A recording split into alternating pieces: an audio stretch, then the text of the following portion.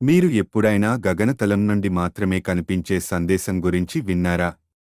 అది ఎవరికో పంపిన సంకేతమా? లేక భూమిపై మానవుని ఉనికికి సంబంధించిన ఏదైనా అద్భుతమా? పెరులోని ఎండిపోయిన ఎడారిలో ఒక రహస్యం దాగి ఉంది. వేల ఏళ్ల క్రితం ఒక పురాతన నాగరికత భూమిపై భారీ ఆకృతులను చెక్కింది. అందులో జియోమెట్రిక్ ఆకారాలు, విచిత్రమైన జీవులు, అద్భుతమైన హ్యూమనాయిడ్ ఆకారాలు ఉన్నాయి. కానీ ఇక్కడే అసలు మిస్టరీ. ఈ డిజైన్లు భూమిపై ఉండి చూసినప్పుడు అస్సలు కనిపించవు.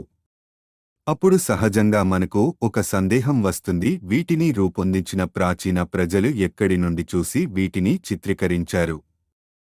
1920లో విమాన పైలట్లు పెరులోని ఎడారి మీదుగా ప్రయాణిస్తుండగా అద్భుతమైన దృశ్యాలను గమనించారు.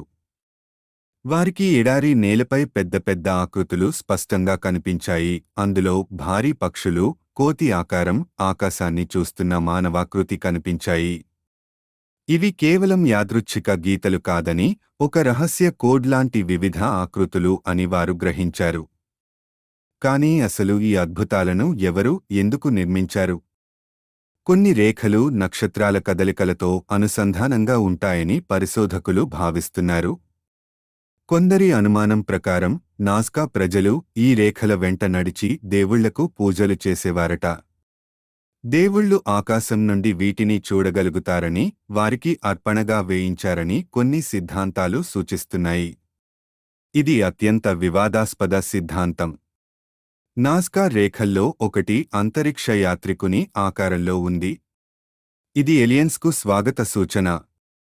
తాజా పరిశోధనల ప్రకారం నాజ్కా నాగరికత 2 నుండి 600 సంవత్సరాలది అని చెప్తున్నారు. ఈ రేఖలను ఎర్రటి పైపొర తొలగించి లోపలున్న తెల్లటి నేలని బహిర్గతం చేసి రూపొందించినవి అని శాస్త్రవేత్తలు చెప్పారు. అయితే ఇక్కడ మరో ప్రశ్న వచ్చి చేరుతుంది: ప్రాచీన ప్రజలు ఎక్కడి నుండి వీటి రూపాన్ని గమనించారు? ఇంత ఖచ్చితంగా, సరిగ్గా ఎలా గీయగలిగారు?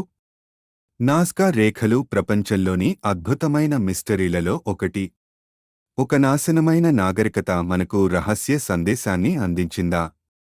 మీరేమనుకుంటున్నారు?